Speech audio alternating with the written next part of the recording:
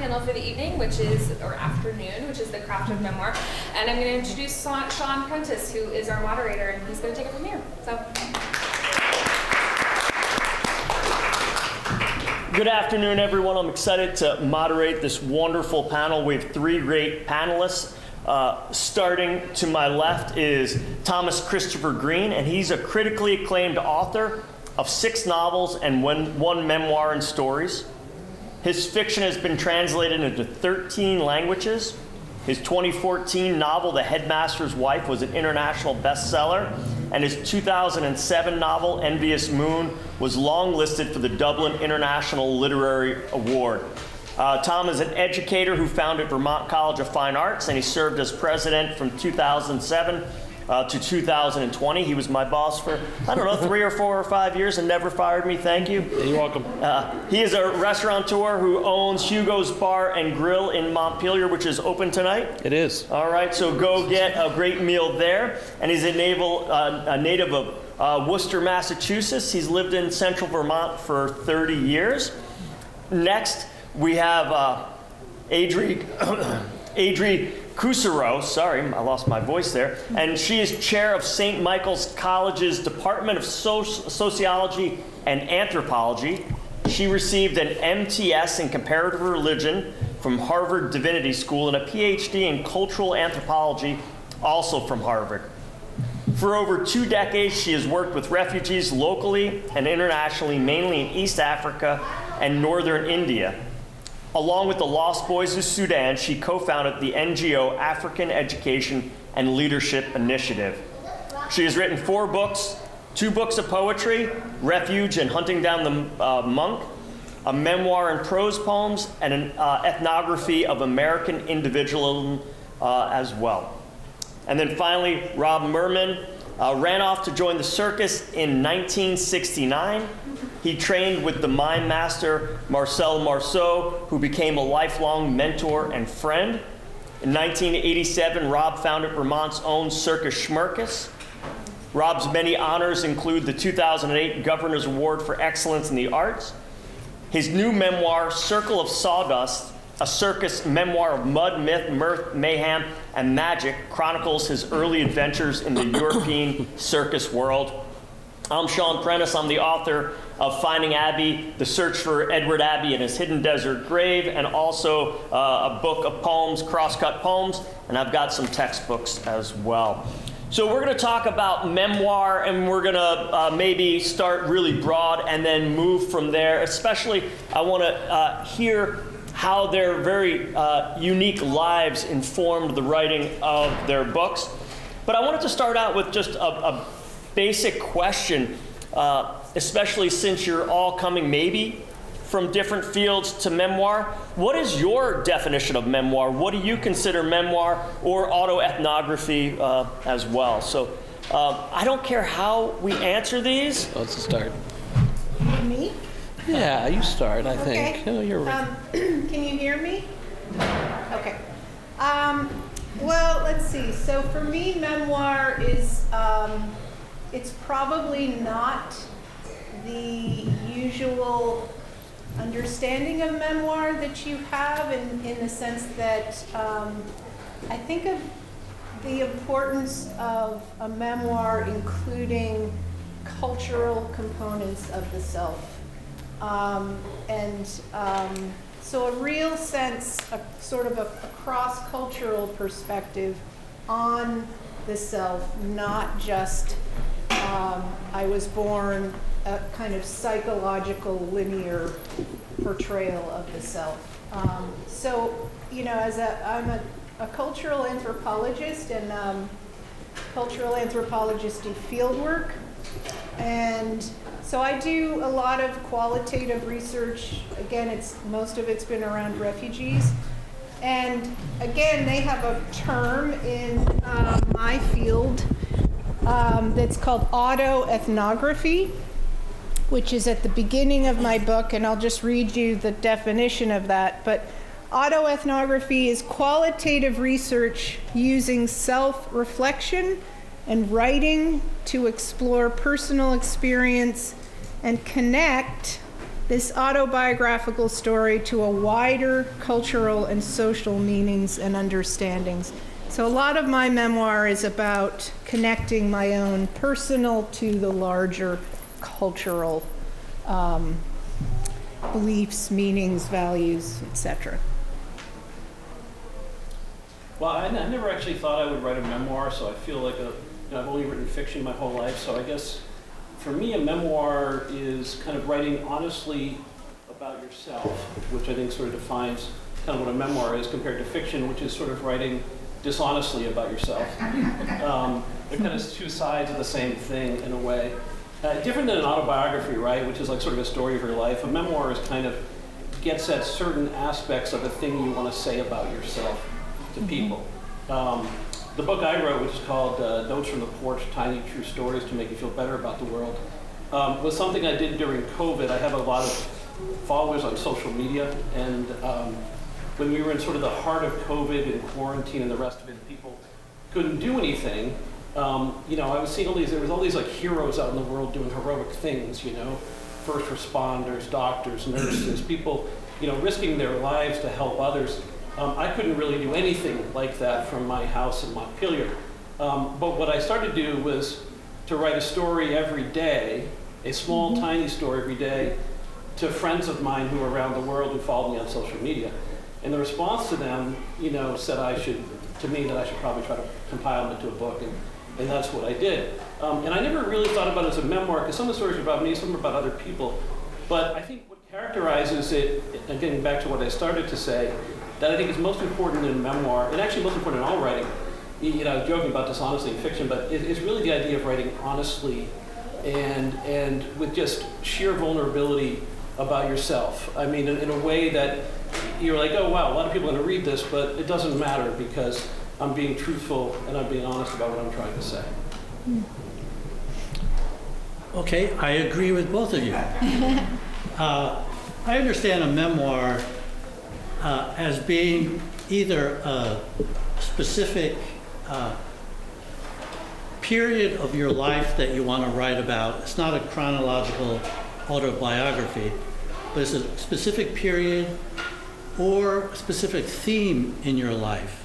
I've written a couple of books about Circus Smirkus, which I founded in 1987, and that's specific to Circus Smirkus.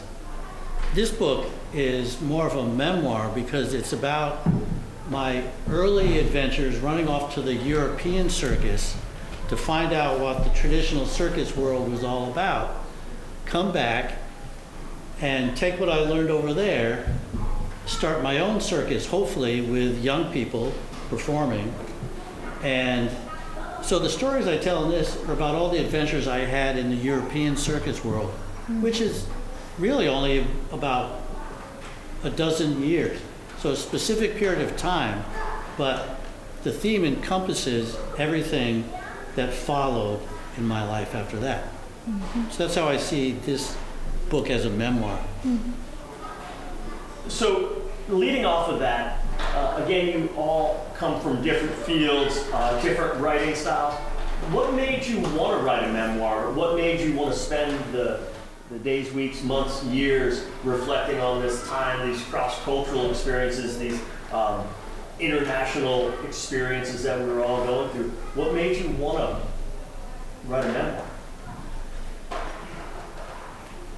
So I didn't start out, I never started out wanting to write a memoir, so it ended up being a memoir, but my main goal was to write about the experiences I had had in refugee camps with refugees, both locally and in different parts of the world. And some of these experiences were so out of the usual realm of experience, especially in places like South Sudan. I just felt they had to be written about. And it was just very, very important to me that people could hear stories about refugees all over the world. And so I wrote, and there was so much of me in the book that it then became a memoir. I think, in anthropology today, anthropologists don't try and hide themselves. They don't try and pretend they're being objective and scientific, completely neutral. It's very much the norm now to say, look, I have a bias. This is who I am, and to plant yourself in the center of your writing, and let the reader know, yeah, you are shaping this writing. So there was so much of me in this that, someone actually suggested, this is more of a memoir. And I thought, well, it can't be a memoir because I'm writing about refugees. And then I thought, of course it can be a memoir. People are learning about me through the lens of what I've experienced. So you don't have to write a memoir that's like, it can be that someone gets to know you through the experiences you've had and what you've learned, and not always about every personal thing in my life, right? Although there is that as well in here. So. Yeah, I think I'm an accidental memoirist too, in that same way. As I explained earlier, I just really did this as kind of a pandemic project. But what I did that was interesting, and one thing I discovered about my own writing and my own storytelling that changed as a result of this is I wrote my entire book on this. Wow. On my iPhone, because I was writing them on Facebook, right? So I would work on my novel during the day on my porch. I'd go for a long walk and do all the things I did during that time. And then after dinner, I'd sit down and I'd peck away one of these things with one finger. I'm very good at pecking with one finger, by the way, because I'm a fast texter from being college president for a long time, texting all the time. But, and there's something that curious that happened writing on a phone compared to writing on a computer, which is, I think good writing in general, and good storytelling in general, has an economy of language, right? You want to capture people's attention, you want to move them quickly into whatever you're trying to say, and then move them through it to your point or to a surprise or what's going to happen. And there was something about writing on an iPhone as opposed to a computer, which was so much less languorous, that one of the results of that was that I developed a different style of writing these true stories than I had writing a novel. And that just really surprised me. So, I think that's just it served the purpose better, it served the story better to do it that way. But now that I'm back writing my 7th novel on a computer, I've taken some of those principles that I learned from the shortcut of writing on an iPhone into my fiction, and I just find that very fascinating. Just to follow up, the difference in the medium or the tools you were using, you're also writing to different audience, perhaps. Did that, you think, in fact? That's right. I think there's a more immediate intimacy. I never imagined it as a book, right? So I'm trying. I had one simple project, which was to make people feel something, whether it was laugh, sadness, poignancy, human connection. A lot of the stories in this book are around interaction with strangers, and it's called Notes from the Front Porch. So it's also interactions with strangers from my porch. And there's one particular set of stories in there that runs through the book that's been very popular. It's conversations I have with at the time, 6, 7-year-old boy who would come by his bike and talk to me. And some people read that and thought that I was actually doing something really profound and interesting, like I was imagining a conversation with my 6 or 7-year-old self, which was not nearly that clever. It was just that he was so engaging and funny and interesting. But yeah, so I think that is true. And I think it is the what you're writing for, and I do write with an audience in mind. I don't know if you guys do, but one of the things that I think one of the failures, if you will, someone who was in academia a long time teaching writing and ran a writing college, was we teach people a lot, Sean, to not not focus on the audience, focus on your work. And I think you should focus on an audience if you're writing. How you define the audience is up to you. Some people write for a particular person that I know, other people write for this. I mean, I do think about the world out there, that there is a sort of contractual arrangement, right, between being a storyteller and receiving a story. So I do think about it in that sense, and I feel an obligation as a storyteller to kind of get that piece right.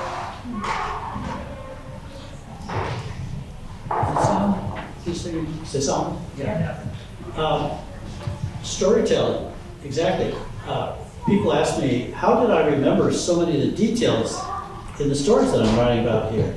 This is like 50, 60 years ago that I'm writing about. And I said, well, I've told these stories so often when I came back from the European circus world, is that I know these stories so well, it was time to actually write them down. And I found out that the European circus, or the European audiences, see circus very different than American audiences. And European public sees clowns differently than American public. Over here, clowns are scary, right? Stephen King in Hollywood, the serial killer would always put on a clown mask. I mean, come on. Over in Europe, clowns are respected as beloved artists. Very different. Same thing with circus. Circus over here for ages had a reputation as being disreputable, sleazy. Circus people, gypsies, stay away from them. Very different opinions over in Europe. Circuses over there, family circuses are run by 5th, 6th generation circus people. Same thing with mime. Over here in the 1970s, mime was a respected art form. Marceau became very well known and beloved as an artist. And then suddenly mime became something that was idiotic. And a very different reputation over in Europe. There were mime troupes, there were mime schools over there. So part of what I wanted to write about in my stories was, here's what the rest of the world sees and views circus and circus people as. Sort of like the American view of soccer compared to the rest of the world. So I wanted to tell these true stories to give a real impression of what circus is like in the rest of the world. Excellent. Thank you, Greene. So all of your memoirs are grounded in hope and look towards a joyous experience or future. And then there's other parts as well that we'll talk about later. But can you talk about why you wanted to write memoirs filtered through a lens of hope? And then how you go about writing a hopeful memoir, which to me is one of the harder things to do. I feel like writing about the rough stuff is easier than writing horror.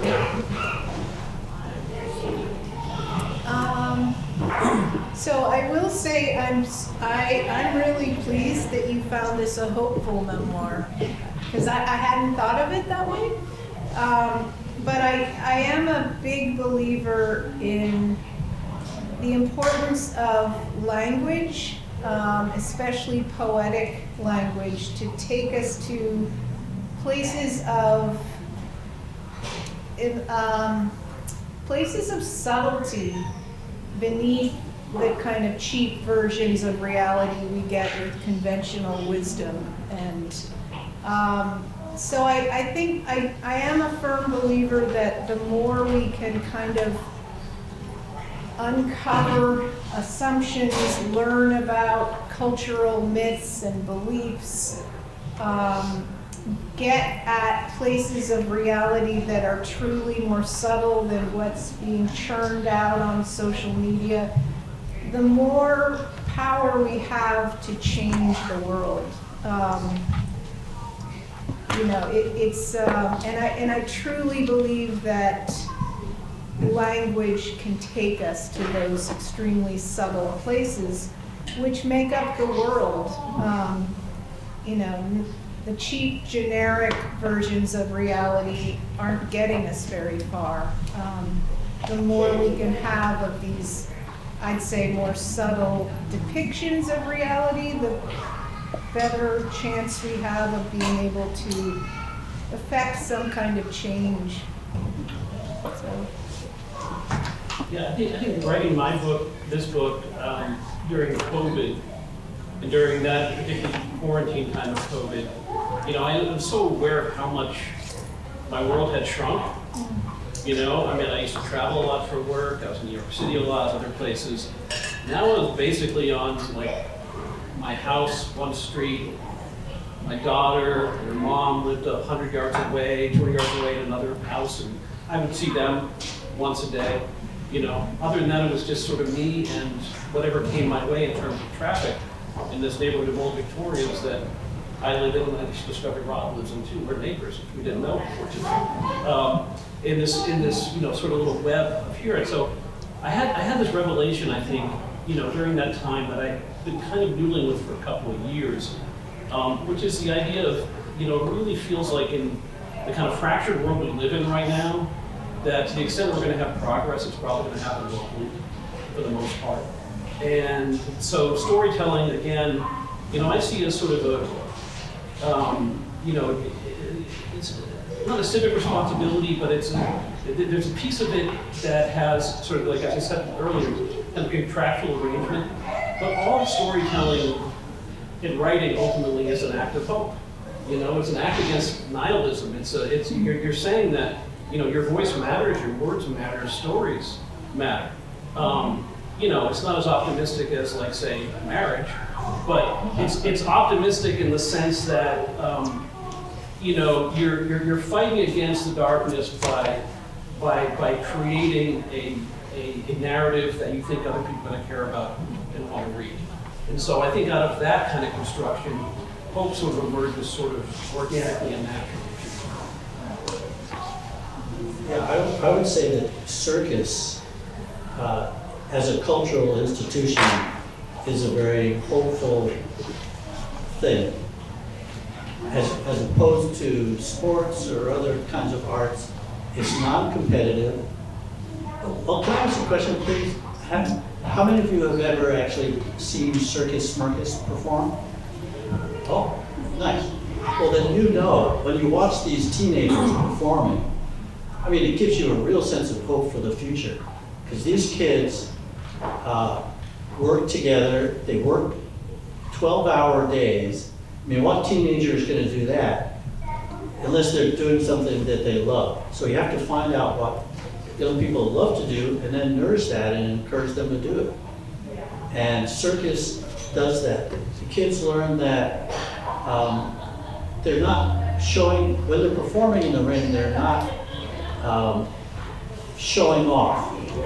Rather, they're sharing their skills with the audience, saying, look what I've learned how to do, and I want to share it with you.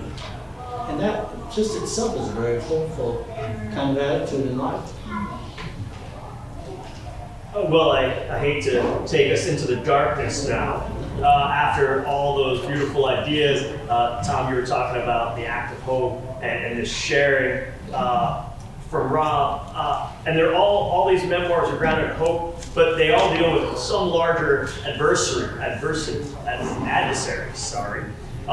COVID for Tom, suffering as seen with refugees and humanitarian work, and then the doubting of the idea for Circus Schmirkus. So the inverse, can you talk about writing about trauma, doubt, disease? Did you need to let time pass before writing about these ideas? Tom, I think I know your answer. Was it cathartic or hurtful to write about these past traumas? And so to simplify, can you talk about how you wrote about trauma and how writing about it affected you? Yes. So I am what you would call a medical anthropologist, and I am a psychological anthropologist. It just simply means I look at the ways in which culture shapes how you even experience suffering, whether you even view it as traumatic or not. The way you conceptualize the relationship between mind and body, what you think the self is. So I will say this is called the trauma mantras. The whole book is in some ways a critique of Western conceptions of trauma. It basically is inviting the reader to see that America has one particular psychologized way of viewing trauma that is not necessarily universal, not necessarily the way all cultures view suffering at all. So I didn't find this, because I have that sense of, my own experiences, I think in a lot of conventional psychological spheres in the US now, there's this sense that there's so many triggers, we're such fragile people, it might be triggering to write about this, etc. And I very much applied the lens of the refugees I worked with, which was much more a lens, frankly, of viewing the self as highly resilient, and not everything was a trigger, and suffering could have many different meanings outside of the drama of trauma. It could connect you deeply to other larger, spheres of meaning. So I will say that writing this for me was not traumatic. I write about my father's death when I was 9. He was killed in a car accident. I have to say, it really wasn't triggering or problematic. I think it was just tremendously healing to share. In some cultures, the idea is you can get through anything, suffering of any form, if you do it together. And so this felt like a sharing. I didn't feel alone. And it was frankly very healing to write. So. I mean, for me, so I had most of the essays, memoirish essays in my book are sort of light, some are funny. There are some that are sort of deep and profound and were very hard to write. My second daughter was born prematurely and died 6 months, 2010. So I had never written about her directly. I published a novel in 2014, which became a bestseller called The Headmaster's Wife, which was a way for me to write about her without writing about her. This is one of the things about fiction that fiction can do really well, is sometimes it can obfuscate the truth in a way to find a deeper truth.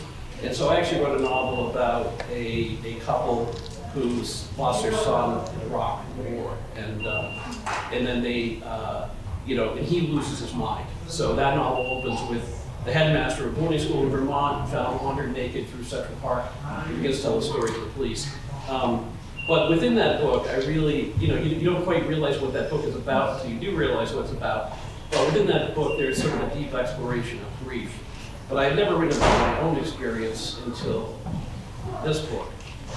When I do it in several essays that lead up to one sort of climactic essay where I just wrote it directly, clearly, and as powerfully as I could. I haven't been able to read it again, but it hit people in a really powerful way because her story, even though she only lived for 6 months, was really an extraordinary one. So, in terms of its impact, there was a lot of people following her story around the world. I won't give it away because if you read the book, you'll find out why. But so writing about that was the hardest thing I've ever written. It's probably a 5-6 page story. But I will tell you, I think it's the best thing I've ever written because it took such intense vulnerability and honesty, and to put those words on a page and know they're going to be read. Yeah, thank you, Tom, for saying all that. There's, in my stories as well, there's some tragedy, there's some death, there's some loss in the circus, and how teenagers handle that, which again is very hopeful. But in the larger sense of some of the obstacles that I went through in creating Circus Smirkus, was doubts from everybody, arts councils, other artists, funding people, sponsors, business people, saying, what are you talking about, Rob? Starting a circus in a tent in the boondocks of Vermont with kids performing? What are you talking about? And it took about 15 years of trying to find funding, trying to find sponsorship. I even went out to California and talked with Ted Geisel, Dr. Seuss, trying to get support because he wrote a book about kids in the circus. If I ran the circus, remember that one? And everyone would shake my hand and say, great, Rob, good luck. Bye. And I basically gave up on a dream that I had had for decades. Until I ran into Jay Craven over breakfast. We had pancakes. And Jay, at that point, had not started making films. He was running Catamount Arts in St. Jay. And he said, well, what do you want to do? And I said, basically, I want to have this kids' circus because I found that the children of European circus performers were so much more mature than I was when I was 10 years old, or any American kids. Because here were kids who were working with their parents, their siblings, their aunts and uncles, performing, traveling. 10-year-old would know 3 languages and geography because they were living that life. And I had compromised my dream, thinking I would start a little professional show with a few professional artist friends of mine, get a reputation, and eventually open a circus school for kids, and then eventually start a kids circus. And I failed miserably. And I found out that when you compromise your dream, Jay said to me, what do you really want to do? I said, well, and I described Smirkus, with the kids circus performing. They were the heart and soul of the show. And when I stopped compromising my dream and my idealism, suddenly things fell in place. So that's actually a big part of the story is doubt, failure, loss, but hold on to your ideals until they happen. I think, just before you go, Sean, I just think that's so important, this idea of failure as part of the creative process. By the way, Circus Smirkus is brilliant. I mean, I took my daughter there when she was little. It's such an incredible spectacle, amazing. And for me, it was like an hour and a half of terror because I thought these kids were going to fall, but still incredible. But I think this idea of failure is so important, and we don't say enough about it when we teach people in the creative fields about doing the stuff that you have to fail. And the greatest measure of your success or ability to be successful at whatever you're trying to do is being to accept that failure and grow from it. When I started writing back in coming out of graduate school, I graduated graduate school in writing back in 1996. I was writing short stories back then, not yet novels. And I would send out submissions, because back then you did that to magazines, like in the mail, and you'd send it in the mail, and you put a little envelope, and a self-addressed stamped envelope, and every day I would come home, and there'd be another self-addressed stamped envelope, and I'd open it, it'd be another form rejection. And I papered my entire refrigerator with those. I had like 400 of them before anybody accepted a thing of mine. And it really wasn't until I wrote my first novel that, I got a publishing deal. But, I think that's just really a critical point. And you got any softball questions on the list? Sorry.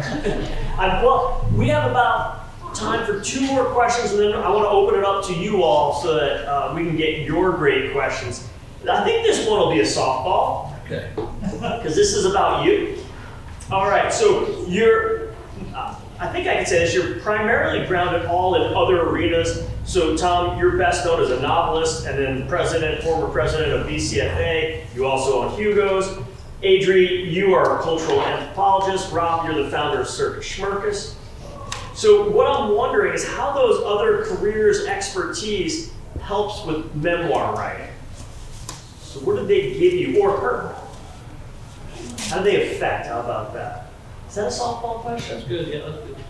That's good. Yeah.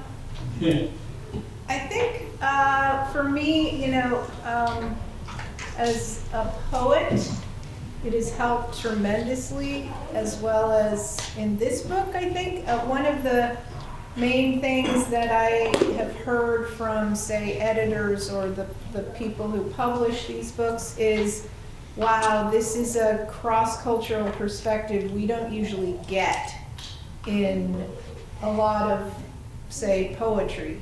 And so I think it, that's the lens through which I view the world. It's a very, very global, cross-cultural perspective. And so my writing reflects that, and I guess I hadn't realized how that can kind of separate it perhaps from some other kinds of writing, and therefore it got some attention in a way that I might not have kind of stood out in other ways. So, and I just think, how does it influence the writing of a memoir? I just think it's so incredibly important to write not just about, again, our psychological understandings of the self, but looking at the self as a truly culturally constructed global being. So I think that it's often missing from a lot of discussions around self in this culture. So yeah, it definitely influenced my writing, that cross-cultural lens. I don't even know how to go back from that kind of cross-cultural perspective anymore. It's kind of in there for good. So I think for me, it probably, I've always been restless, and it's hard for me to do one thing. I'd like to learn how to do one thing as I'm getting older. That'd be nice. But it does lend itself to diversity of experience and diversity of meeting people. That's been the main thing for me, is that, my different life experiences, whether being a college president or being on a book tour as a novelist, both of those things factor into the stories that I write here. Because you meet with people, you get different experiences. There's a story in this book that I think is very funny, which is about, I went to this hotel in Rhode Island, and I was on a book tour, and they treated me like a king. I mean, when I arrived at this place in the middle of winter, I was the only one staying in a hotel who was at this giant cliffside, very expensive hotel that my publisher had booked me at. And it was the winter, so it was February. This is a place where people go in July and August. But when I came in the front door and walked in, everybody who worked at the hotel, it was like when the Queen of England comes back to Buckingham Palace. Like there was a gauntlet of like chefs in their toques, and cleaning people in their cleaning outfits, and everybody greeting me, Mr. Greene, Mr. Greene. Anyway, long story short, I had the best 24 hours of my life until they realized that I was not actually John Grisham. It's a true story.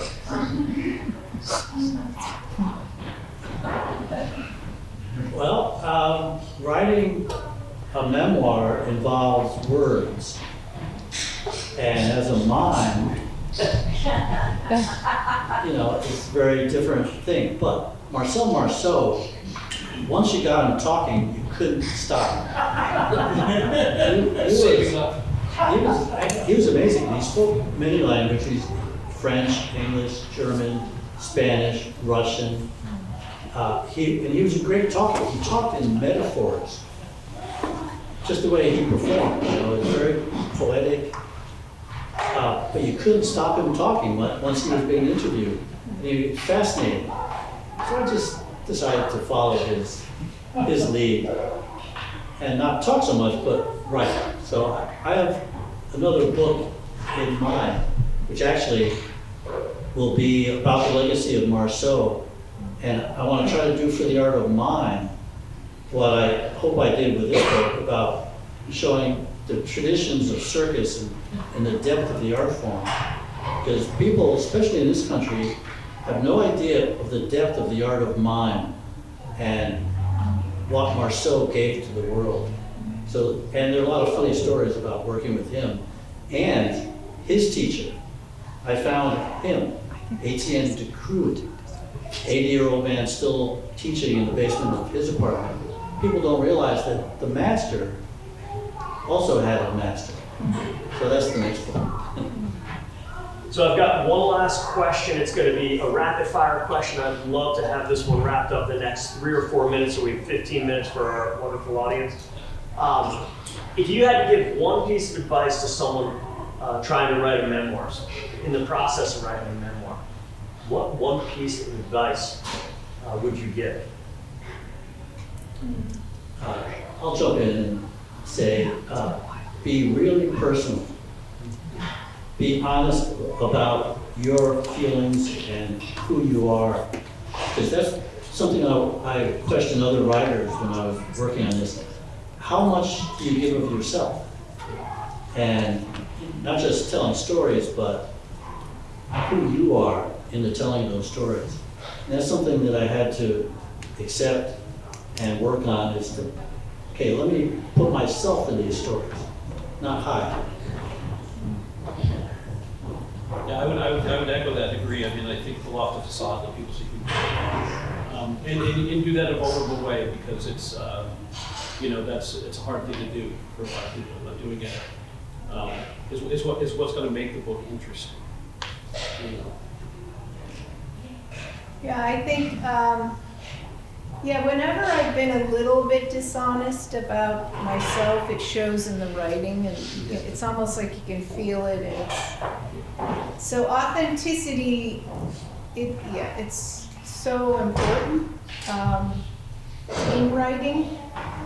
And just, I think it's important to have courage to just put, this is who I am, here it is. But again, what I will say is, in writing a memoir, I really don't think we need to approach memoir from the perspective of, I was born in 1966, and everything, learning about someone through the first person of I. I think you can really learn a lot about a person through the stories they tell about their experiences and about others. So for me, I kept saying, oh, this isn't a memoir, because it's all about culture, it's all about refugees. But through those stories, you're learning a lot about me.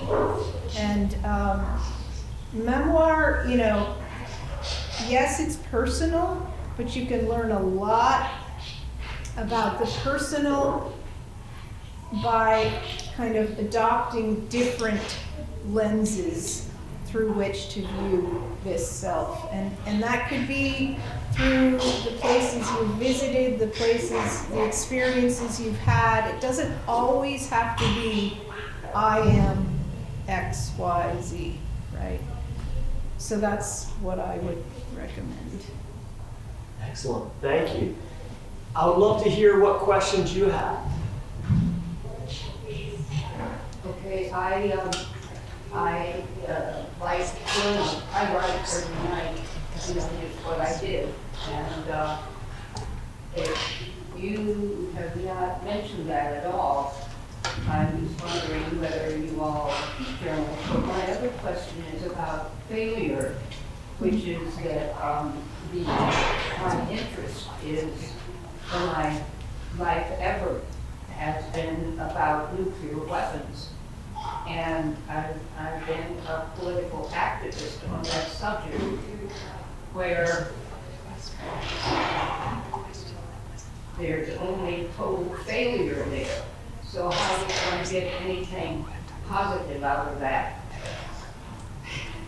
So maybe we'll take the journaling question first and then the total failure, or do we want to start with total failure? I do not journal. I never have.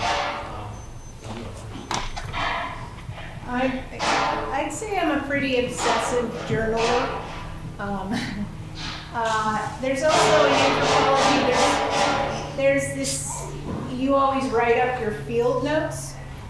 So, yeah, and for me, writing has always been a way to kind of reflect on and memorize the miraculousness of the world, or the beauty of it, or the complexity of it, and I also believe that journaling is so important, because so often you will think to yourself, oh, I'll just remember this. And you will not remember. There are certain places we go through metaphor, just places that you can never get back 10 years later when you think you'll remember. And it's so important. You know, I can't tell you how many times I've pulled my car over to the side of the road and I have to write. It just could be an image or something. And then I thank the Lord I did that, because they don't necessarily stay right there for you 10 years later. But if you journal it, it gives you a place to tap into and find that again and kind of expand on it. So I am a huge journal person. I'm not. I never kept a journal, but I would tell stories. I would tell them over and over and over. And the second thing I would have, instead of a journal, I would always carry a little tiny notebook and pen, because I would have, in the middle of the night, you wake up and you write a sentence or an idea.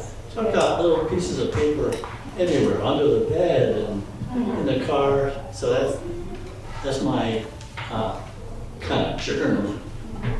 Well, that was all very hopeful. So now, how do we write in the face of absolute failure, hopelessness, those sort of things? Is that getting to the heart of your question? Yeah.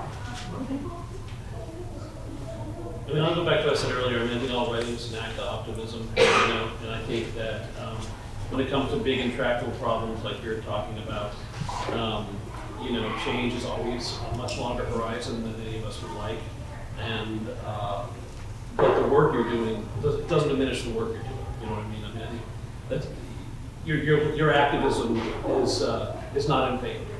So I think that's an important message too, even though, you know, you're not seeing the level of change that you see at any given time. Yeah, that's it. I mean, I would say writing, you just have to do it to share with the world what needs to be addressed, the truths that need to be exposed.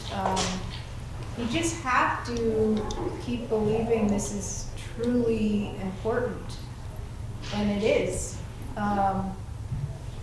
Yeah, and I mean, I think when you get in those places of feeling alone and maybe like, oh God, there's no movement here. Writing for me has always felt like a communal, like I'm connecting with people as I write, and that took some of the loneliness out of the experience of, you know, devastating world problems. What is your favorite memoir and why? That's a tough question. I haven't read a ton of memoirs. A memoir that I remember that stands out for me, I read years ago, was The Tender Bar, J.R. Morringer. That was a really great book. It's a good movie too. Yeah, it's a good movie too. Yeah, but a great book. He's actually the guy who Ghost wrote, who was it? Prince Harry's memoir, which apparently got great reviews. I have no interest in reading it, but apparently got like tremendous reviews, and it was because he was the one who wrote it. And figured out how to do a good job with it. Nothing pops into my head as far as, I like reading memoirs. Something like Sidney Poitier, The Measure of a Man, because he, very much like Marceau, thinks in metaphors. He thinks big picture and how his life fits into the big picture of the world. I'll add one more, and just came to me that actually much more profound, which is the Joan Didion's. Yes, the one about the death of her husband, the Year of Magical Thinking. That is an unbelievable memoir. I mean, so beautifully written. I mean, what a magnificent writer she is. Yeah, I mean, what keeps coming to me, I keep trying to push away because it's not a memoir. But it felt like a memoir, and it's the most astoundingly beautiful, heart-wrenching book I've ever read. Justin Torres, We the Animals. Just phenomenally beautiful. What's the name? We the Animals is the title, and it's by Justin Torres. Two other quick books. One about nuclear weapons. Terry Tempest Williams' Refuge is just a spectacular memoir. And then formerly local writer Jessica Hendry Nelson has If Only People Would Follow Directions, which is a wonderful memoir about family addiction, death, and trauma. And it's just beautiful. Any other questions? When I was 15, I had a massive brain injury, and was as close to the other side as one can come. I fought back for a long, long time, and I've just written been working for a year and a half, working on a memoir, borders auto-fiction, because there's some exaggeration in the typical kind of Vermont hillbilly style. Never let the truth get in the way of a good story. Sorry? Never let the truth get in the way of a good story. Yeah, right. Well, my advisor, we had a pretty good head once the first confrontation with failure. I'm really interested in resilience and what asks us to get up when there's no reason to get up. And I'm wondering why we think, or why you think, or why we view trauma differently in this country. Why is that? That's a cultural and anthropological question. Yeah. But why?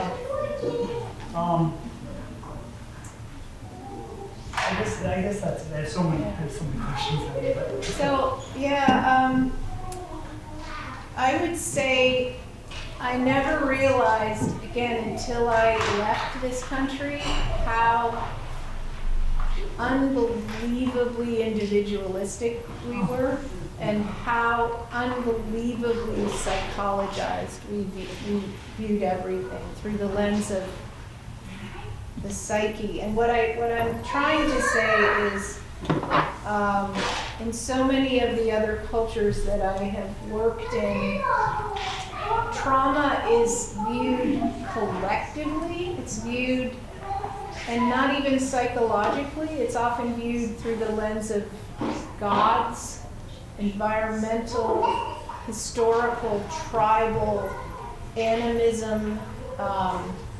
It's not necessarily kind of a Freudian this is like, this is my personal trauma. Especially, I will say that one time I got lost when I was trekking in Nepal, and a monk, I ended up having to stay in this hut because I got really lost in the fog. And I learned, it was just so fascinating, because here was a monk who had, crossed over from Tibet, had nearly died, frostbitten, had been treated horrifically in jail. And there was no word in Tibetan Buddhism for trauma. So he couldn't imagine viewing it as his personal traumatic problem. Instead, his whole take on it, I think a very Buddhist perspective, was he had many different ways, but there was just an expansiveness to it, that this helps me understand others' suffering, this helps me be tender, this helps me connect, there's a spaciousness to it that is, I think a lot of Americans are so often used to thinking no one understands my trauma, like it's an isolating event. And here was this monk who was talking about it as if it were the most collective, spacious, thing which brought unity and insight and wisdom. And I was really, really struck by that. So I think, just again, so often we just don't realize that the norm in the world is not individualism. We have taken individualism to such an extreme in this culture. Cross-culturally, the norm is a much more collectivist kind of what we call social, sociocentric view of the self, where you identify the self with something larger than yourself, not just this physical body, not just these personal feelings. You always identify the self with a god, with a tree, with a flower, with an animal. In South Sudan, they name themselves after the colors of the cattle. So I think that's part of the trauma. I don't know if that answered your question.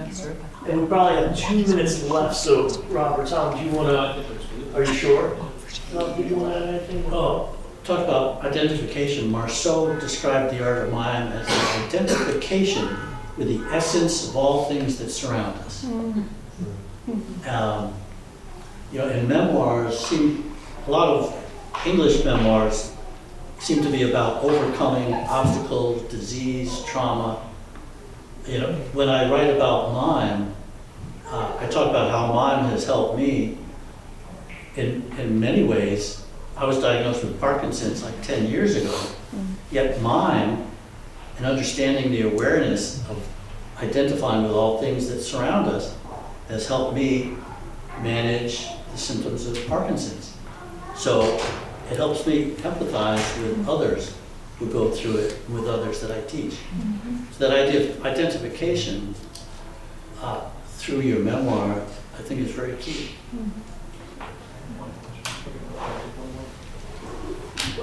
I think we're out of time, but we're One more. One more? Okay, I saw a hand up here, and before we ask the last question, what we'll do after this is the 4 of us will go into the next room over, back into the left, and we'll be sitting at a table willing to sign books and answer more questions, I believe. Hopefully everyone has time. So we'll have more time for all these questions. Is there another person whose hands was up? Yes, for sure. Oh, thank you. Thank you so much. I have so many questions I could ask, but I'm going to be selfish and ask a very practical question. How do you organize your materials? Because I have notes everywhere, my writing journals, my personal journals, my note cards. Practical advice for organizing your materials that you are working on to bring into this memoir. I have, every house I've owned since I've been a writer, I've had a really great writing office, like a really beautiful writing office that I have never used. Not once. Can I use it? No, you can. Thank you very much. And you know, I write at my kitchen table, or I write on my front porch, or I write at restaurants or coffee shops. And it's like a little museum piece that I look at and be like, that's what a real writer would do, and I don't do it. So. I don't have anything remarkable to say, except I feel like I write on a laptop now. And one thing I'm pretty dogged about is making sure that I take all the kind of juicy insights or anything that's on a scrap and I transfer it into that file. And I don't necessarily throw out all the things around the, you know, but I just have a file for all those very important things that occur in other mediums, like on napkins or something like that. But I feel like I wish I could write now on paper, but I can't anymore. Unfortunately, I only write now on my laptop. So that kind of has this organizing effect. It keeps what I say in one file. So that's it. And I have no organization whatsoever. Except one goal is to finish the damn thing, and that's what makes it happen. Well, in one moment, please join us over there, but please thank Rob, Adrie,